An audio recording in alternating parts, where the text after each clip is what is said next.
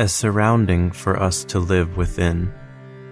Notes on industrial society and its ecology.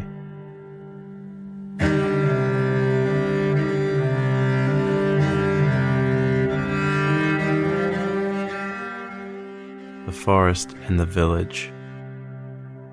A surrounding for us to live within. This is how a little boy defined the environment in a theme proposed to various classes in Rovereto, Italy, and vicinity. It is one of the most beautiful definitions I know. In fact, it is necessary to start precisely from this, looking around. It is glaringly obvious that what surrounds us is not made for us to live within. One can survive here, that is all, and increasingly at the expense of millions of people.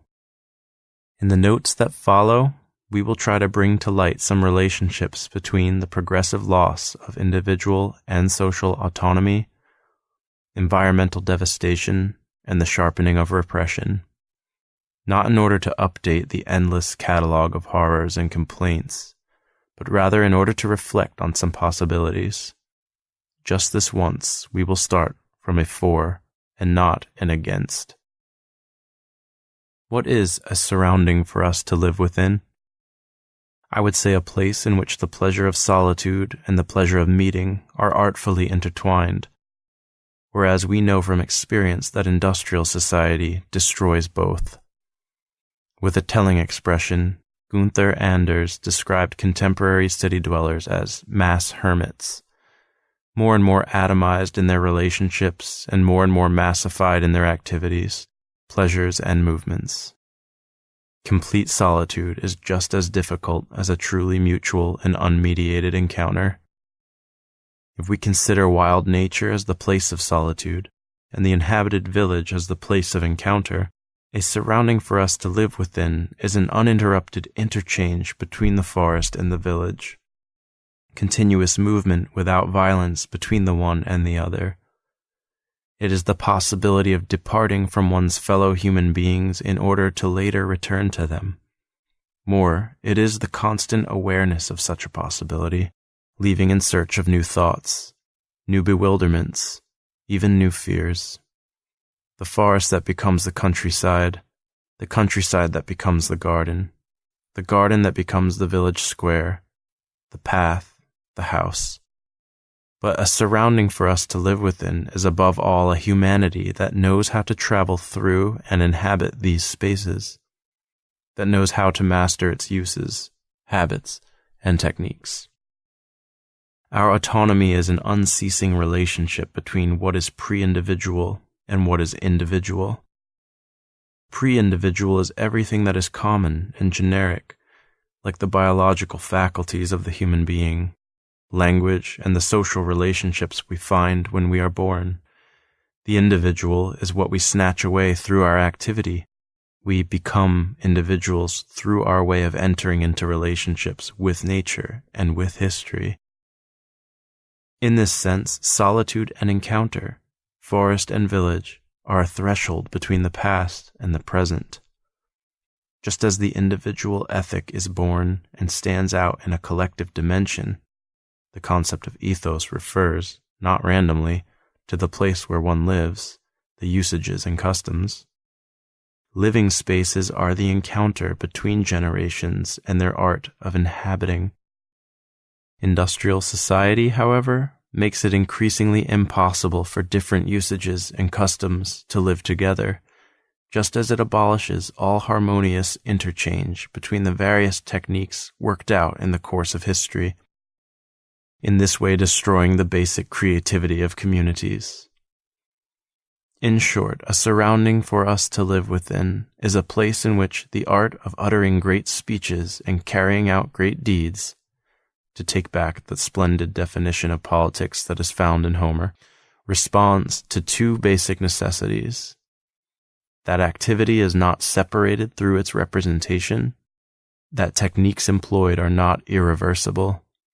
One of the essential characteristics of present-day society is that within it we are witness to a growing gap between the activity that we carry out and our capacity to depict its consequences. due to the extreme division and specialization of labor, due to a gigantic technological apparatus that makes us more ignorant every day about the tools that we use, incapable as we are individually of understanding their nature, of mastering their production, of repairing their breakdowns, we aren't aware of the significance of our activities. This is why the product of our activities can be calmly falsified and artificially reconstructed for us. To give an example, someone noted that it is easier, in terms of the real repercussion of the action on the awareness, to bomb an entire population than to kill an individual person. A bombed population is only whatever flash of light on a screen, whereas a murdered person is a reality whose complete weight the consciousness bears. This is why the current society is able to make us tolerate a daily, scientifically organized butchering, because it renders the relationship between actions and their consequences increasingly obscure. From financial speculation to military production, from necrotechnology to the nuclear industry, everyone can find examples for themselves. A surrounding for us to live within is a place in which activity is not separated through its representation, meant in the political sense as delegation, in the media spectacular sense as a system of images to be passively contemplated, and in the mental sense as the dimming of awareness.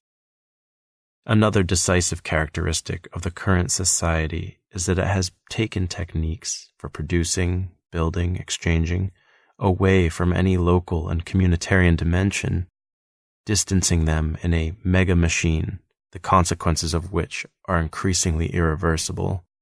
From nuclear waste to genetic mutation, technoscience has lost any experimental, and thus reversible, character because its experiments now have the world as laboratory, and there isn't any spare world. A surrounding for us to live within is a place in which the question of technical efficacy is always subordinated to ethical and social considerations, in which it is possible to turn around if a path leads to the impoverishment of human relationships, hierarchical specialization, and power. Only a totalitarian ideology legitimates everything that is technically realizable as scientific, thus imprisoning human becoming in a mechanical succession without end. Any progress deserving of the name, in customs, in mentality, in social relationships, is sought against this forced march.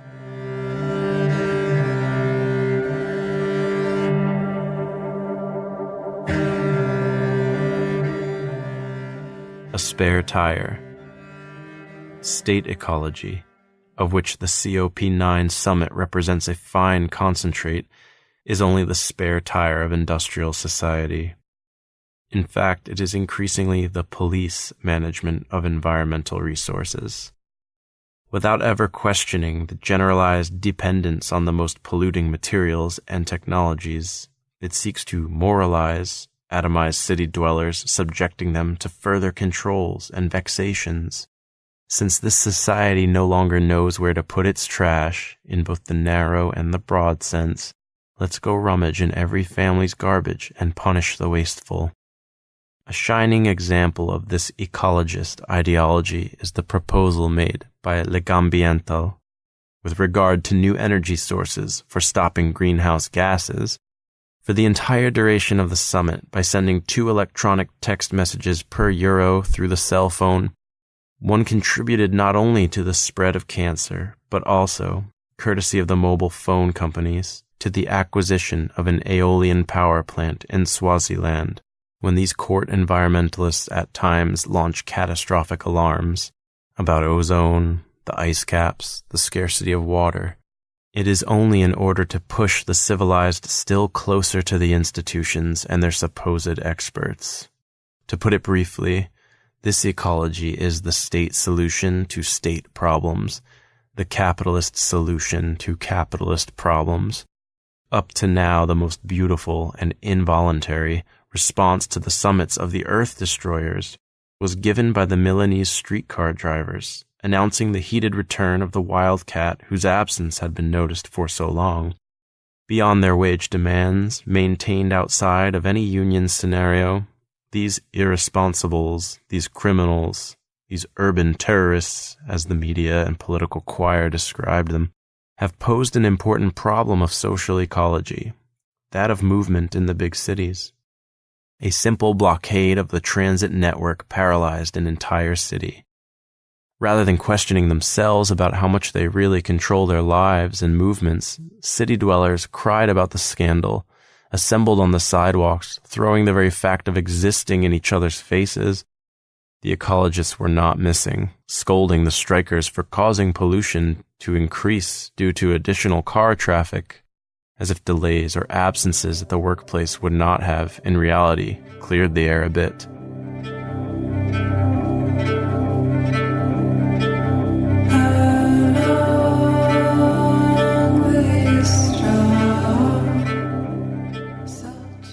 A sensibility and its world.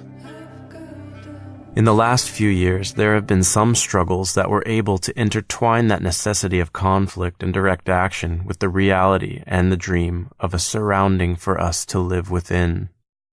I think of the many initiatives and actions in solidarity with Marco Camenisch. It seems to me that most of the time, these have been able to go beyond the limits usually present in mobilizations in support of any particular prisoner, communicating a sensibility and its world. I'll explain.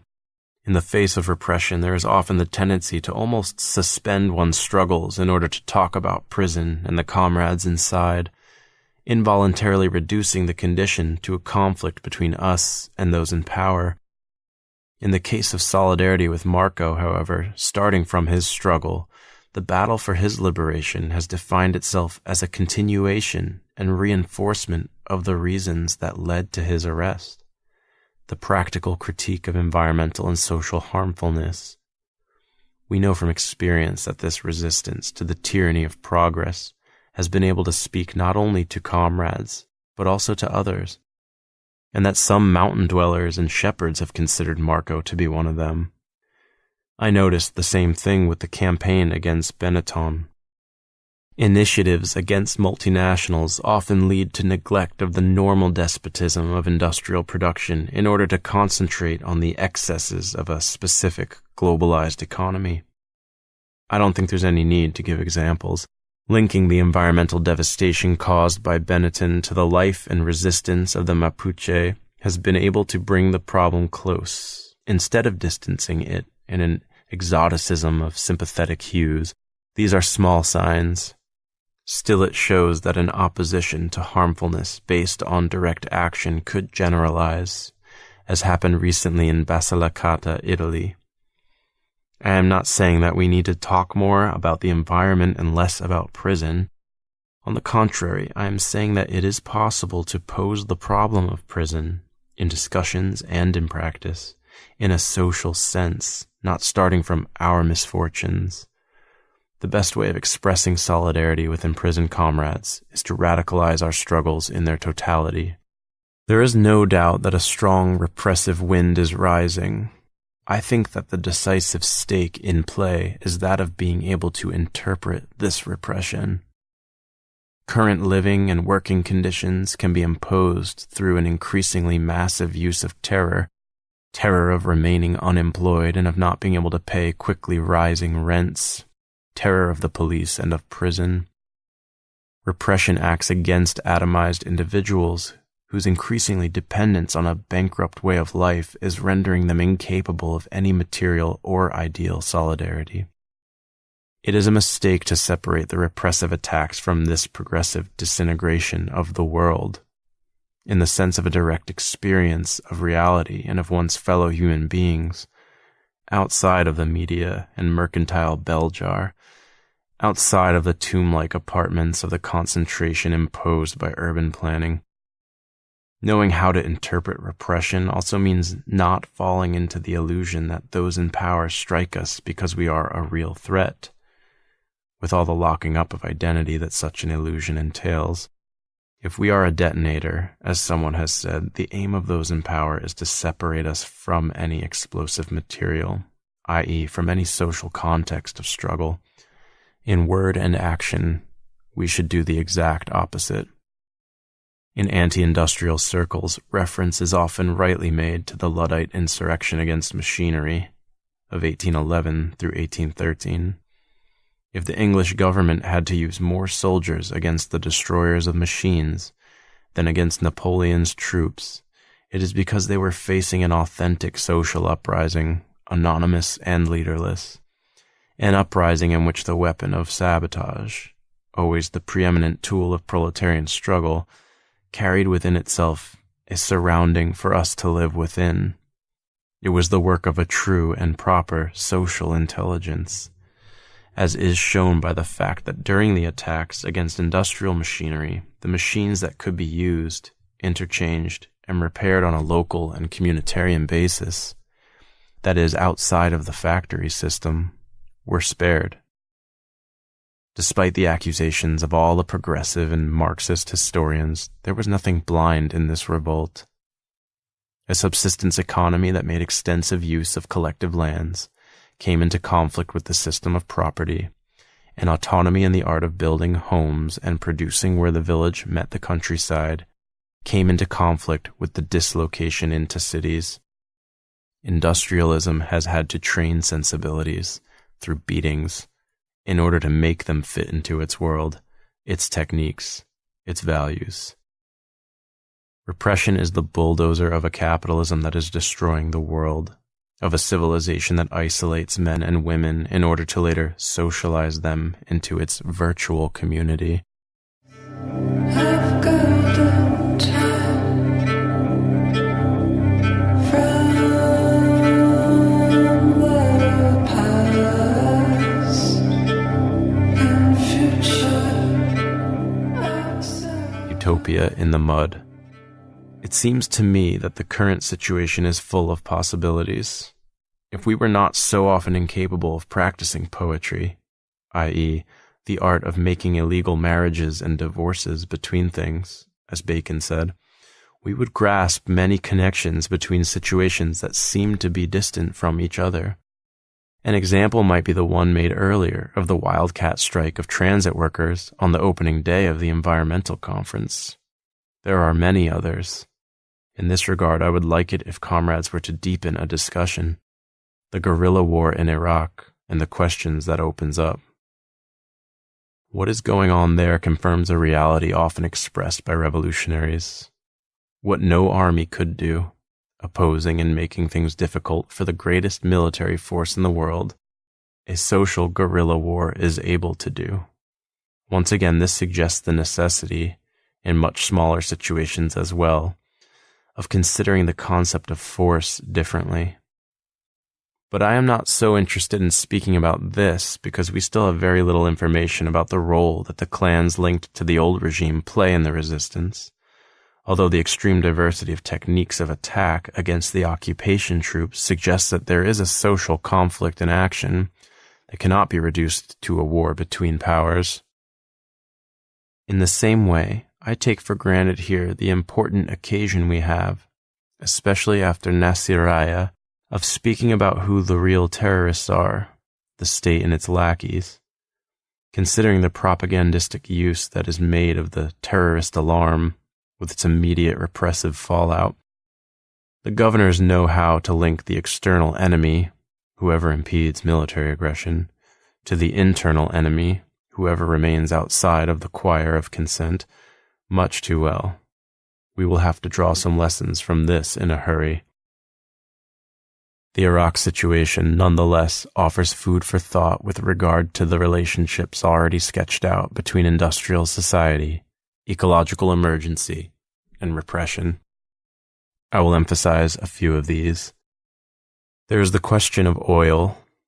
Numerous studies commissioned by the oil companies are in agreement in pointing to the exhaustion of crude oil resources within the next 10 years. Not the absolute exhaustion, but rather the exhaustion of that portion of the oil that can be extracted using less energy than what could be gotten from the extracted oil. The curve indicated for natural gas is not many years longer. The same studies inform us that all the alternative energies, nuclear included, would not be able to satisfy even half of the current requirements. Without going into detail here,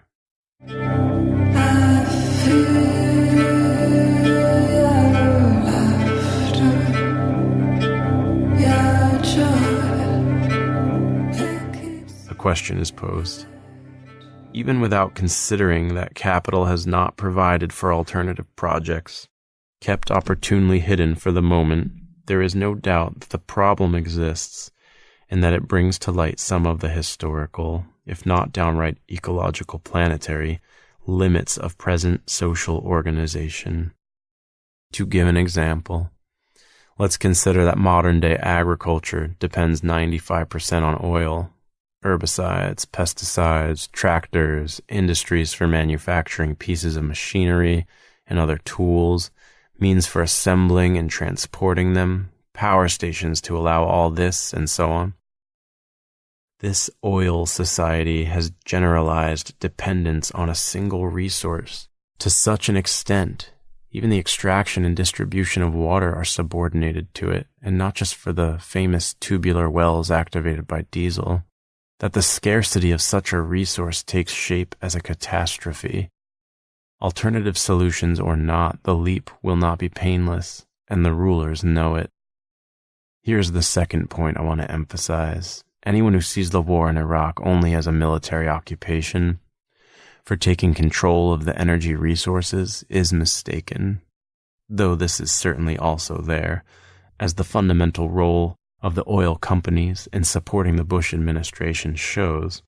What is going on is a huge political and social experiment, testing the capacity for resistance of entire populations placed in limited situations that will be more and more frequent in the future. Iraq is a laboratory of economic investments, of military strategies, but above all, of social engineering. The ruling order, dealing with necrotechnology or oil, is increasingly carrying out a kind of experimentum mundi, experimentation on the world as such. The civilized must be adapted to all this with increasingly massive doses of control, vexation, terror.